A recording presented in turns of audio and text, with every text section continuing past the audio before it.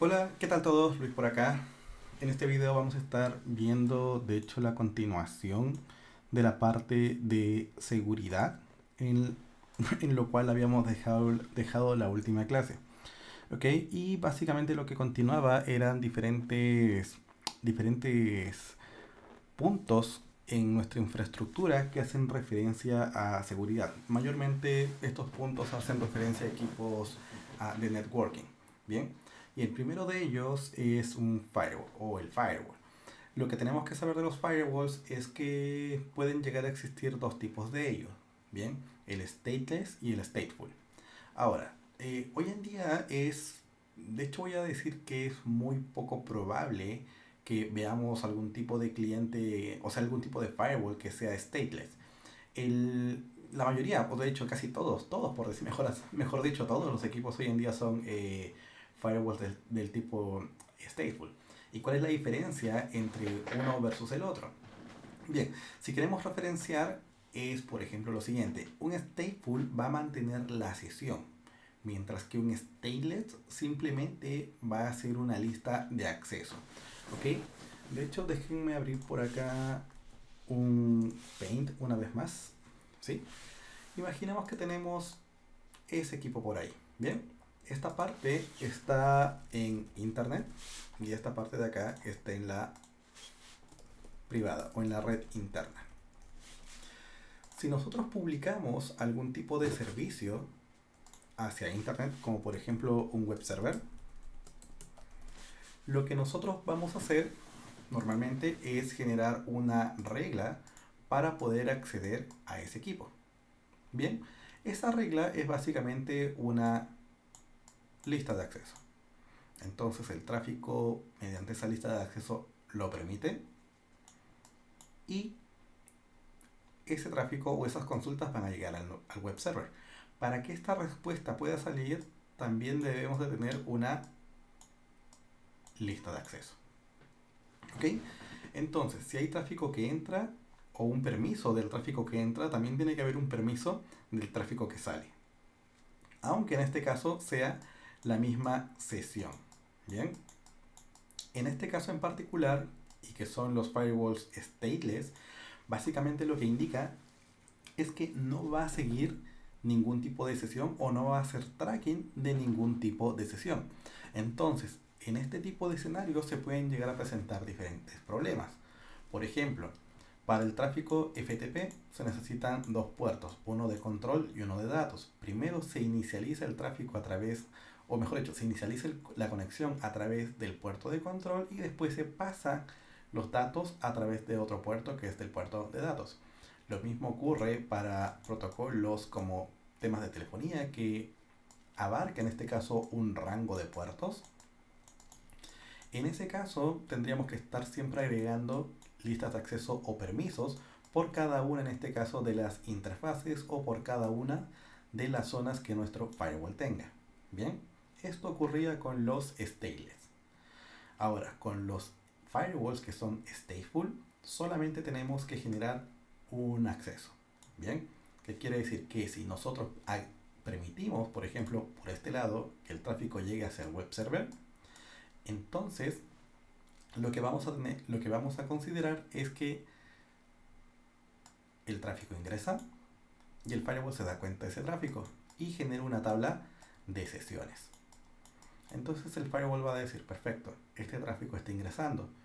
Y yo, como veo este tráfico que está ingresando así hacia el web server, voy a esperar de igual forma que exista tráfico de retorno. Entonces, ese tráfico de retorno es básicamente abrir permisos o dar permisos para el tráfico saliente. Bien, entonces lo que hace el firewall es ver esa sesión y si había en este caso un permiso de entrada, él va a generar de forma dinámica un permiso de salida. Ahora, a nivel de configuración, esa generación automática no se va a ver reflejada. Es simplemente una tabla de sesiones. Bien, esto es lo que hoy en día hacen todos los firewalls. De hecho, desde que tengo en la mayoría de los casos uso de razón.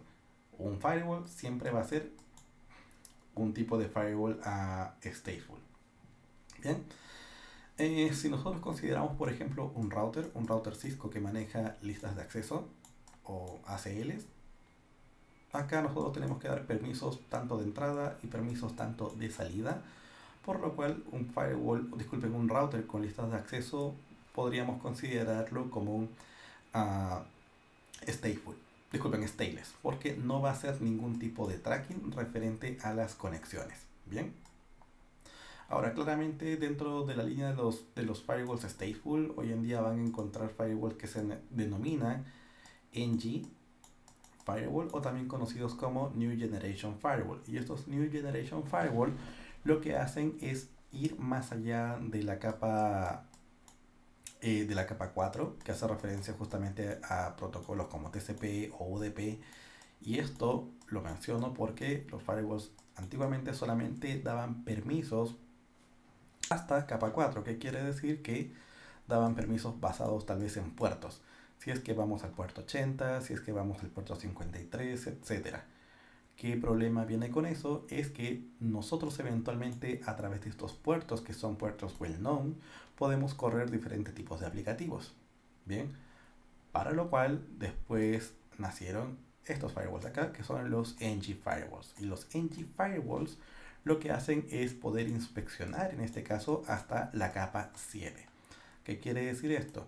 De que si por ABC motivo nosotros estamos tratando de conectarnos a tal vez YouTube, el firewall va a ser capaz de ver que tú te conectas a YouTube y también qué cosas haces adentro de YouTube. Como por ejemplo comentar, por ejemplo subir videos que vendrían a ser los uploads.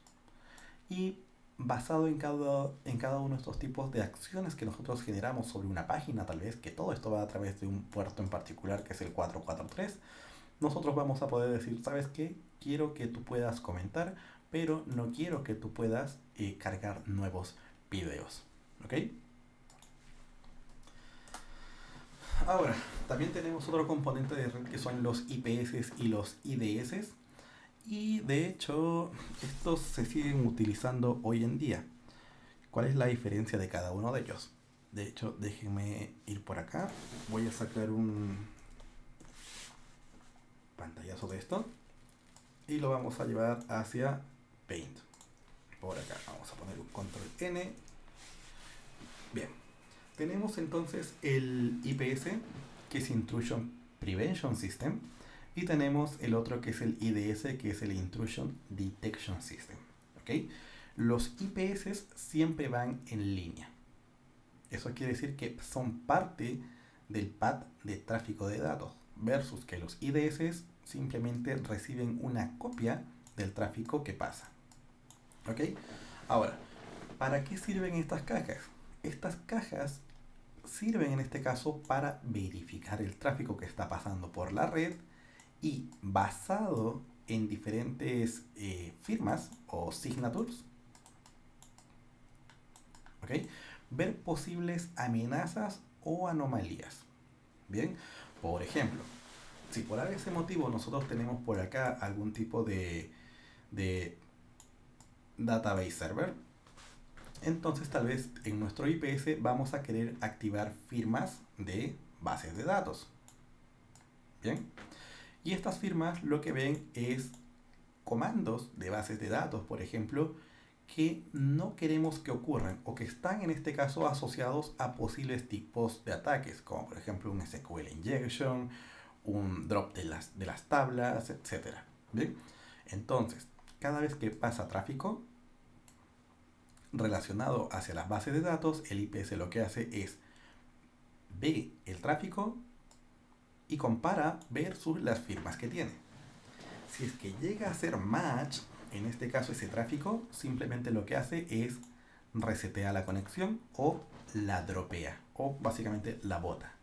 Bien, ese es el trabajo que tiene el IPS. Ahora, estas firmas normalmente se tienen que actualizar constantemente o también pueden ser en este caso firmas que son creadas de forma manual. Bien, ahora, el IPS por cada una de sus interfaces no tiene ninguna IP. Simplemente actúa como si fuera un cable. ¿Ok? Eso quiere decir que por acá es el segmento A y por acá también va a ser el mismo segmento A. ¿Ok?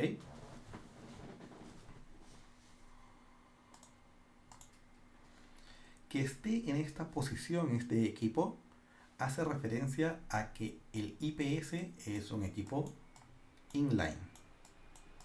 ¿Qué quiere decir esto? Que está en la línea del tráfico, donde normalmente se posiciona un IPS detrás de un firewall, que es como lo que vemos acá. Tenemos internet, tenemos un router, tenemos un firewall y tenemos el IPS. ¿Por qué posicionar el IPS atrás del firewall y no delante del firewall? Porque en este caso el firewall se va a encargar de limitar el tráfico o las consultas que estén ingresando. Por ejemplo, de 1000 posibles consultas, las va a limitar tal vez a 200 y esas 200 consultas van a pasar a través del IPS. Entonces el IPS no se va a sobrecargar revisando estos 1000 paquetes, sino que solamente los permitidos por el firewall. Bien, ahora tenemos el IDS, que también trabaja con firmas, hace exactamente lo mismo. Sin embargo, no toma ningún tipo de acción, solamente nos avisa. Bien, ¿qué quiere decir? Que el tráfico pasa por acá y el switch, de alguna forma, a través de copias de tráfico, como por ejemplo un spam, toma una copia del tráfico que pasa por acá y le envía por esa interfaz. Por lo cual eventualmente esa copia de tráfico le va a llegar al IDS y el IDS va a generar la comparativa contra la firma. ¿Ok? ¿Cuál es el problema con esto? Es que ese tráfico malicioso eventualmente puede pasar a través del firewall, se genera la copia, llega hacia el equipo final y esta copia del tráfico malicioso llega al IDS. Sin embargo, el tráfico original llegó en este caso al servidor final. Tomando la acción que se haya tomado, un drop de la tabla, una modificación, una inserción, lo que sea. Entonces, ¿para qué nos puede servir un IDS? En la mayoría de los casos, los IDS van a actuar como algo que se conoce como honeypot. ¿Ok? Un honeypot normalmente lo que hace es posicionar equipos que parecen en este caso legítimos en internet y se exponen. ¿Para qué? Para que posibles hackers puedan tratar de ingresar a estos equipos. Y en este caso, con el IDS vamos a ver qué tipos de ataques son los que los hackers usan para poder ingresar. Bien. Y otro de los puntos es que de hecho antes de que existieran los IPS solamente existían los IDS para que eventualmente el IDS pudiera generar algún o pudiera mandar algún tipo de comandería hacia un firewall o hacia en este caso un router. Bien. Seguido de eso también tenemos el DNS. DNS de hecho si bien es la resolución de los nombres de dominio, también nos va a ayudar en el punto de seguridad. Bien. ¿En qué sentido?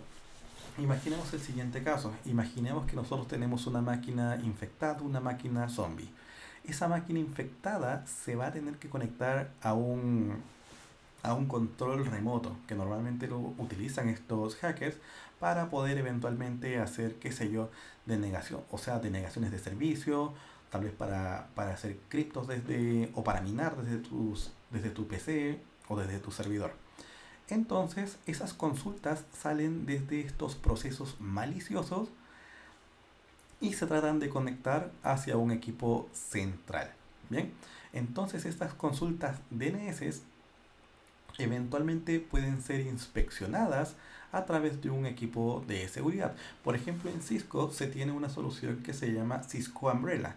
Entonces, lo que hace esto es tener una base actualizada a través de un servicio que se llama Talos para, ¿qué cosa? Para verificar si estas URLs remotas son o no son maliciosas y si son en este caso legítimas o no.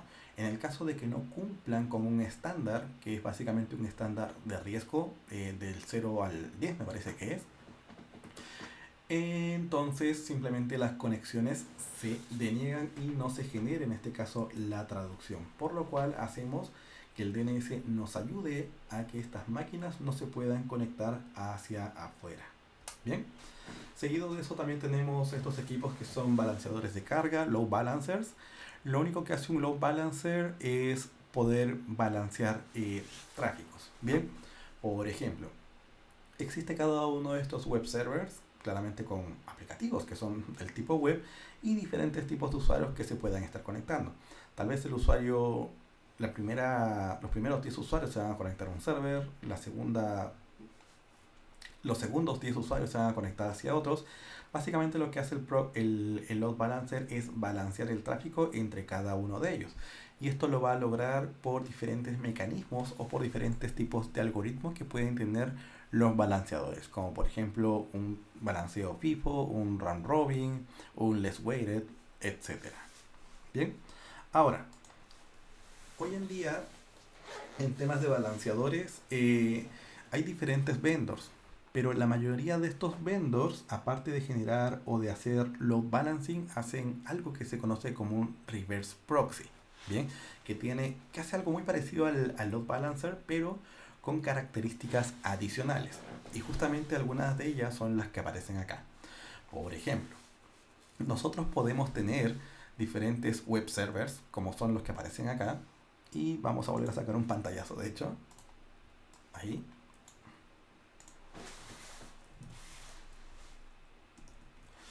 Podemos tener diferentes web servers que estén trabajando tal vez con el puerto 80. ¿Sí? Que ese puerto 80 es un puerto no cifrado. Y lo que puede hacer el proxy reverso es posicionar acá, hacia el lado de internet, algo que se conoce como un virtual server. Y este virtual server tiene un IP que eventualmente es la IP que va a estar consultando los usuarios finales. ¿Sí? Por acá podemos generar terminaciones, por ejemplo, de SSL. Eso quiere decir que presentar hacia el usuario final un servicio con TLS y hacia adentro seguir utilizando el puerto 80. Bien, ¿esto por qué motivo se puede llegar a hacer? Para bajar la carga, en este caso, de procesamiento de estos web servers. Porque si nosotros tenemos corriendo seguridad o TLS o SSL en estos equipos, eso básicamente significa procesamiento extra de cada una de estas máquinas. Bien, ¿qué otra cosa podemos hacer? Podemos hacer caching. ¿Qué quiere decir? Que si tenemos una consulta y esa consulta se traduce en la obtención de una imagen, entonces lo que va a ocurrir es que este proxy reverso es guardar ese contenido.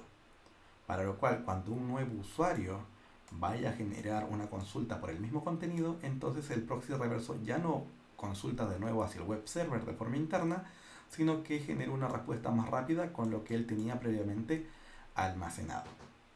Bien, podemos también generar inspección del tráfico para tomar algún tipo de medida. Por ejemplo, los proxies reversos en su gran mayoría hoy en día tienen un módulo que se llama WAF. Bien, el WAF es un tipo de firewall y de hecho hace referencia a Web Application Firewall. Entonces lo que hace este WAF es básicamente que cuando el tráfico llega, por ejemplo terminado en SSL, él lo desencripta o lo descifra e inspecciona qué cosas hay dentro de esa consulta. Si es que alguna de esas instrucciones no le gusta al WAF o no lo hace match con la política, simplemente puede bloquear la conexión. Bien, ¿para qué? Para eventualmente proteger al web server interno. Ahora, si vemos por acá, tenemos por ejemplo un diagrama de secuencia de cómo podría llegar a funcionar un web proxy. ¿Qué es lo que tenemos por acá? Tenemos el cliente consultando por un contenido que es un contenido seguro, https://server.com, y esto llega en este caso hacia el proxy reverso. El proxy reverso tiene la funcionalidad de terminación de SSL, que es básicamente abre esta sesión, valida que tiene la sesión y genera una nueva. Bien, eso quiere decir que la sesión llega hasta acá y este viejo, que es el proxy reverso, genera una nueva sesión. No mantiene la misma o sea, no mantiene la misma que la que tenía con el cliente final, sino que básicamente son dos sesiones completamente separadas. Acá también está utilizando HTTPS, por lo cual nos puede decir que no necesariamente la parte interna tiene que estar desprotegida. De hecho, acá está una vez más protegida. Eso quiere decir que termina, abre el paquete principal, valida hacia dónde enviarlo y antes de enviarlo lo vuelve a encapsular, en este caso en un nuevo TLS.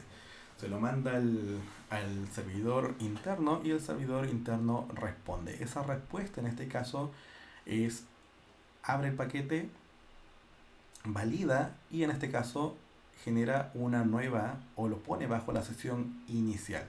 Bien, con un nuevo paquete o con un nuevo encabezado de TLC y genera la respuesta. Bien, ahora, otro de los puntos que hay que tener en consideración en relación a la seguridad es donde nuestras credenciales o donde nuestros secrets van a estar guardados en la mayoría de los casos. Bien, cada uno de los puntos de acá son en la que la mayoría de los casos DevOps, desarrolladores o incluso administradores de red guardan sus credenciales. Por ejemplo, tenemos los Password API Keys, tenemos algunos configuration files, tenemos en algunos casos logs, en algunos otros casos herramientas de command line que te permiten, por ejemplo, guardar información de usuarios y credenciales. Habíamos visto también en clases los environmental variables, que es básicamente archivos donde existen ya las credenciales previamente configuradas y nosotros solamente las llamamos a través de referencias. También pueden estar en diferentes equipos de Continuous Integration. Hay algunos casos que también las credenciales están guardadas en Git, en servicios Git o en GitHub públicos. Y hay algunos otros servicios que ya son un poco más seguros, como por ejemplo un Vault Server. Bien.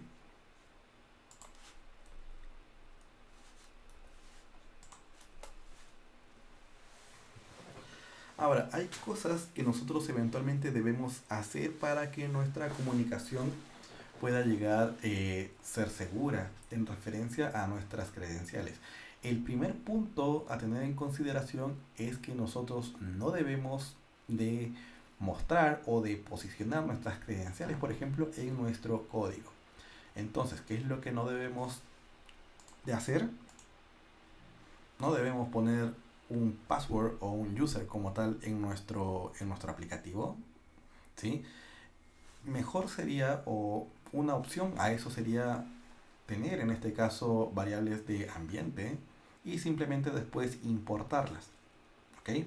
Podemos también tener archivos de configuración o eventualmente podemos pasar nuestras credenciales a través de un hash. Bien, por si por ABC motivo logran obtener nuestras credenciales a través de una captura de tráfico tal vez, estas simplemente se vean como un hash y básicamente no las van a poder utilizar. Otro de los puntos es que no hay necesidad o no tenemos que utilizar nuestro username y password como queries. Cada vez que nosotros mandamos la solicitud o la consulta, por ejemplo, hacia un REST API, es ideal que estos no tengan que ir dentro de una dentro de la consulta como tal. Y si por ese motivo llegan a ir dentro de la consulta como tal, que no es recomendado, lo mejor es que podamos utilizar algún tipo de servicio como TLS o SSL para poder cifrar ese contenido. ¿Okay? Hoy en día, de hecho, para TLS o SSL hay varias opciones. De hecho, uno de ellos es Let's Encrypt, que es un servicio para SSL y es abierto y es gratis. ¿Okay? Bien, señores, eso sería todo por este video en lo que quedaba de la parte de seguridad que no alcanzamos a ver en clases y solamente les doy gracias por su tiempo. Hasta luego.